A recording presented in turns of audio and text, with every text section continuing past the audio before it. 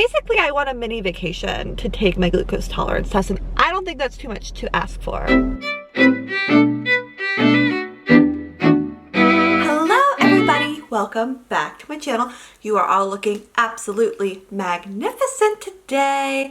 So I wanted to just give you guys another update in my pregnancy because I am now officially in my 3rd trimester, which is crazy and exciting and still kind of feeling like everything is flying by, but also that I've been pregnant for forever and I want a margarita. Please and thank you. But today I am 29 weeks and 2 days pregnant, 29 and 2. And so I just wanted to update you guys because I feel like a lot of things have happened in the last few weeks and a lot of things have changed and there's a lot going on both like in my pregnancy and in my life. So I just want to give you guys little updates. Update number 1. I did my glucose tolerance test at 27 weeks. If you do not know what that is, it is a screening tool for gestational diabetes. It's non-diagnostic. It's an hour, you go in fasting or not fasting, and they check your blood sugar after you drink a particularly sugary drink called glucola an hour after. And if you screen into, meaning that you have a higher blood sugar after that, you will do an actual challenge, a glucose challenge that is 3 hours long and is diagnostic for gestational diabetes. I have a video all about gestational diabetes if you guys want to check that out. I will leave it linked in the iCard, but I have a few clips from me doing the gestational diabetes test that I will leave here. Hello friends, welcome to my car. It is a bright 6:50 in the morning, 32 degrees Fahrenheit, so 0 degrees Celsius, I do believe, and I am on my way to go do my glucose tolerance test.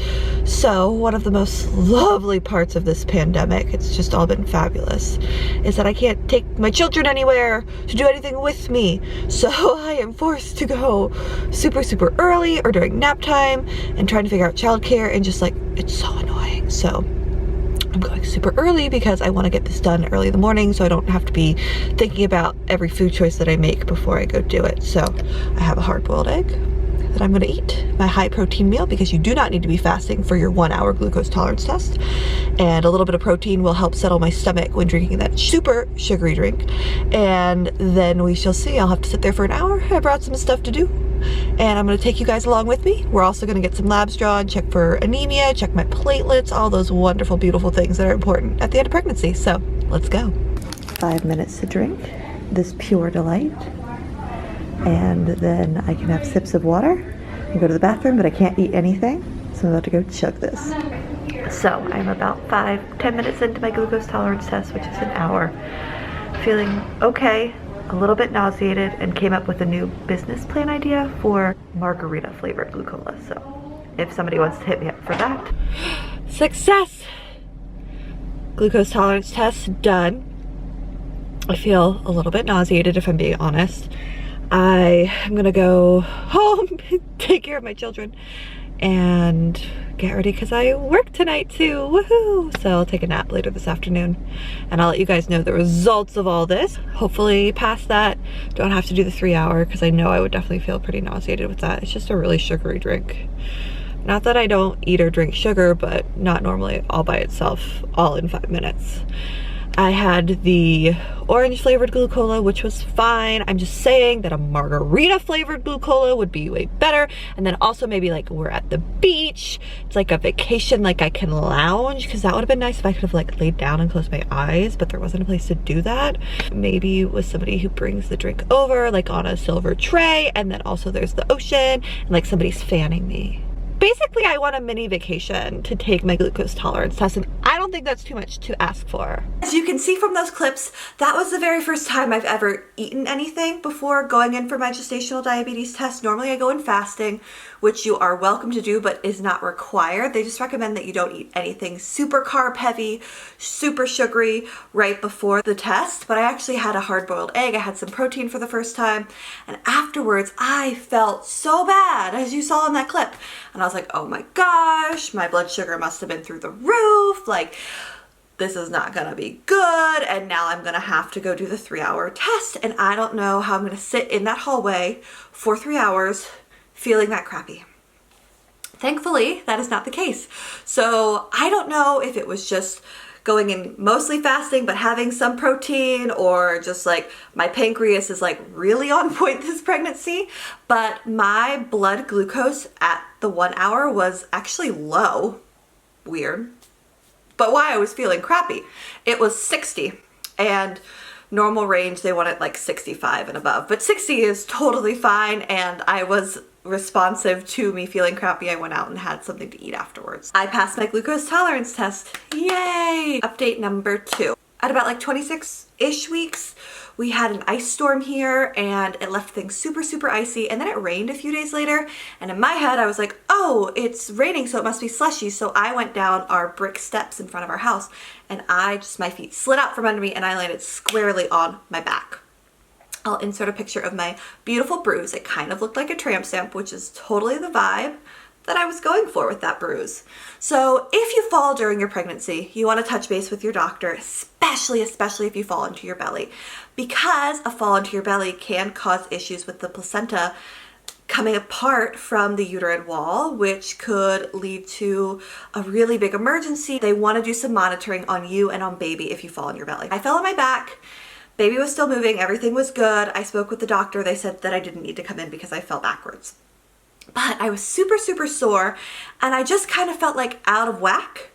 And baby was still moving and doing really, really well and doing everything that it needed to do. But the movements felt different, and I was like, I think my baby is breech now. Like, I feel like my baby has done some sort of flip. Now, at this point in your pregnancy, your baby flips and flies and flops a lot. So when I went in for my 28-week scan, I was like, can you just see where my baby is? Because I feel like my baby might be breech. And he was like, well, if you fell a few weeks ago, probably that fall wouldn't continue to have your baby be breech, but we can certainly check. And my baby was breech. At 28 weeks, about 25 to 30% of babies are breech, and you wouldn't know unless you did an ultrasound, really. I'm not gonna be doing anything that I wouldn't already be doing to try and like flip my breech baby, because the baby might have already flipped. The things that I'm going to be doing, I was already planning on doing starting in my 3rd trimester, or even a little bit before, around 24 weeks, just to get my body ready for labor. So one of those is I'm going to start seeing a chiropractor who specializes in Webster technique, which is the type of chiropractic that is used during pregnancy. It can be used to flip a breech baby, but really what it does is just get your pelvis and everything ready to give the baby the proper space so that they can just come down easily. And because I fell on my back, I know that things are a little bit out of whack. So I am going to go ahead and see a chiropractor in the next few weeks of my pregnancy, just to get all of that situated. The other thing that I have started doing already is the 3 sisters of balance from Spitting Babies. They are forward leaning inversion, side lying release, and rebozo shifting. All of these things can be really beneficial, again, in making room in your pelvis, balancing your pelvis and your pelvic floor and your musculature and your ligaments and all of that good stuff, so that baby has the right space to go to, because baby has one job, and it is to go into the correct position, but our job is to help kind of support them in doing so, and making sure that they have the room to rotate and move into those correct positions. I have been doing the inversions and the side lying releases. I haven't done any of the sifting, just because I do have an anterior placenta, and while my OB said it was fine, I'm just being extra cautious. So the inversions, though, I will say, like, I just do it for 3 breaths, couple of times a week, up to once a day, feel fabulous on my back.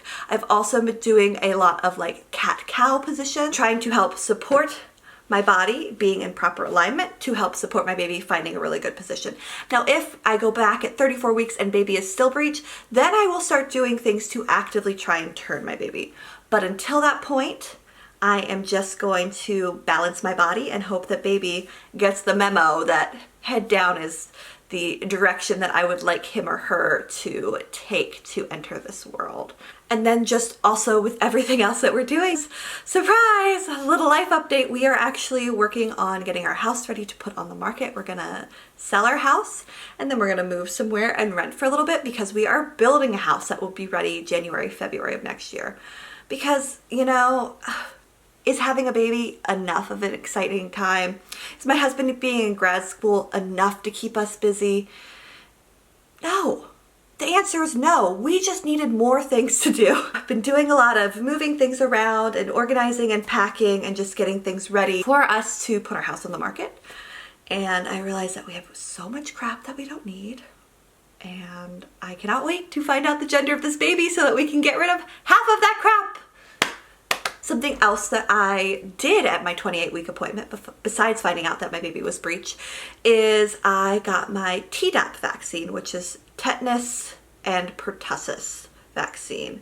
So you get this vaccination. It's recommended that you get it with every pregnancy, even if you have already had it in the past couple of years, because when you get it with pregnancy between the 28 and 36 week of pregnancy, you actually pass on immunity to your baby for whooping cough. Whooping cough can be a really big issue if small little babies get it. They can't get their vaccination for whooping cough until 6 months of life. And most of the time, a baby who gets whooping cough gets it from their mother or an immediate family member. So it's recommended everybody in the household is vaccinated against whooping cough.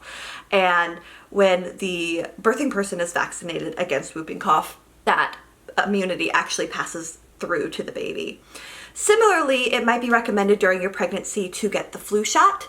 And while immunity is also passed to the baby, the really big thing with the flu shot that we are concerned about is that when a pregnant person gets the flu, they are more likely to have a more severe reaction, more likely to have more severe complications with the flu that can potentially be life-threatening simply because they are pregnant.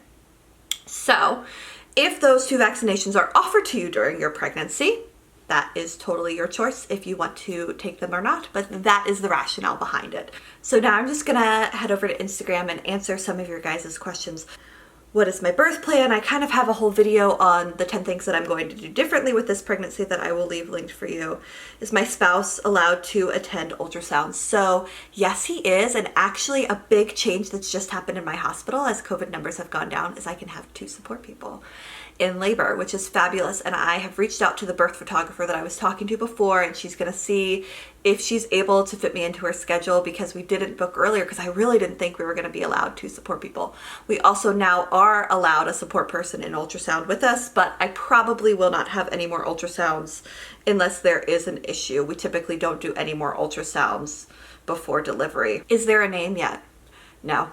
And in fact, if you want to leave some names down below, I would love to hear some suggestions, because we are like up against a brick wall because both of us are stubborn and neither one likes any of the names that the other person has. So we have May and we have Holden, which are like, I feel like more unique names. So we need a more unique name for this little guy too.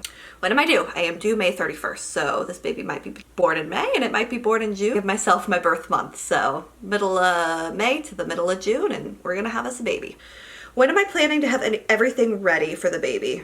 At the beginning of my birth month. So by the middle of May, my goal is to have bags packed for the hospital, but we might be moving then. So also, who knows? And you don't really need very much. And really all I need to give birth is my own daggone body. Although I am gonna be making a video about my favorite things to bring for labor, for parts of your labor toolbox to help with the environment, to help with labor coping techniques, and I'm also going to be doing a video on like my postpartum essentials that I'm going to be getting together. So, oh, here's a good question, and I'll answer this more, I'm sure. What do you plan to wear during labor? So I am going to bring a sports bra that unhooks in the back so it doesn't have to go over my head, or unhooks in the front just so that it's easy to get on and off. That is definitely a recommendation, but I probably will end up being naked during most of my labor. That's just me. I'm fancy and free. I'm gonna bring a robe for labor and also probably a robe for after labor, just with the understanding that things get a little gooky. I'm not the biggest fan of those gowns that are bought specifically for labor. Love it for you if it makes you comfortable, but they're really annoying and they don't actually open in the right spots as far as doing skin to skin and keeping you covered. I just don't feel like they've really been designed by a labor nurse, but maybe just because this labor nurse doesn't like to wear clothes in labor. Who knows? Okay, the last thing I'm gonna do for you is I'm gonna run downstairs and grab my new Wumblekin box. They sent me the 3rd trimester box, which I am so excited to take a peek at, because I think this one has things for me and things for the baby. And grabbed my Wumblekin box. So I have partnered with them before. I have a video on some of their earlier boxes. Their whole kind of guideline is it's a beautiful curated box made by a social worker and a nurse who work together to curate boxes for pregnancy and postpartum, and you can get one every trimester and then one for postpartum and one for labor. And you can use my code NurseZabe for 15% off your first box from Wumblekin. The first thing that I love is that it comes with this really great informational guide. This one's on the 3rd trimester, and it goes over some great quick bullets. So gestational diabetes, and then also gestational hypertension and preeclampsia. Figuring out your birth environment, what to do when you're in labor, moving during labor, and then baby's here. So talks a little bit about swaddling and the transition to motherhood and all sorts of good things. Plus in the back it has a checklist, which I am all about checklists because that is how I keep my life organized somewhat. The very first thing, which I'm excited about because this is one of my favorites too, is the Halo Sleep Sack Swaddle. So this is one of those swaddles that has both Velcro and a zipper, so the baby actually stays inside of it. These are my favorite. I have a few from my previous births, and I love to have another one because kids love to pee on these in the middle of the night. So that is fabulous. I love swaddling in the first few weeks after delivery. Now something for me is some 3rd trimester tea. It is a fragrant herb mint tea, caffeine free, from Earth Mama Organics. I do like tea, and this might be nice to drink in the evenings. It has red raspberry leaf, which is supposed to strengthen your uterus. And another claim that it has is that it might help with leg cramps, which I have been having a lot of Charlie horses, which have been horrible. So I'm hopeful that that will be useful for me. So another thing that we have in here is the Dr. Brown's anti-colic bottle. I love that they just give you one bottle to try out. I do like these bottles. These are what we used with our son. There's also a pacifier in here. I like to have a few of these different ones, different options to try out to see what my baby is going to like the best, because I have had 2 different babies who took 2 different bottles and 2 different pacifiers because they just like to keep me on my toes. So it's always nice to have a little sample of those to try out. A Wumblekin mug, which is pretty fun. And that will go great with that tea. And then last, but certainly not least, and what I'm most excited about, is these yoga balls. These are good for rolling out on your back. These are going to be great for labor, for having somebody like roll out a tennis ball or one of these balls on your back. You could do on either side of your spine for a little bit of back massage. I'm really excited for these balls because I think that they are gonna really help with my back pain both before and during labor. Another great box from Wumblekin. Make sure that you use my code if you are interested in checking out any of these boxes for yourself because they are fabulous. I'm gonna go ahead and show you guys my bump because I think it's grown quite a bit in the last month or so since I have last shown you guys. So here we go. Maybe this striped shirt was not the best to see. There is my bump. I feel like, I don't know if it's a head or a butt or a foot, a lot of pain up here in my ribs that the forward leaning inversions that I've been doing have really been beneficial for. So that is my baby right there. I am feeling quite big. And also sometimes I forget I can't do things. It's like Marlin in Finding Nemo where he says, you think you can do these things, Nemo, but you can't. I think that I can pick something up. I can't. I think that I can fit somewhere. That's the big one. I really lack spatial perception of my size. I think I can fit somewhere. I think I can fit in between 2 pieces of furniture, and I can't. Just accepting that is gonna be challenging for me.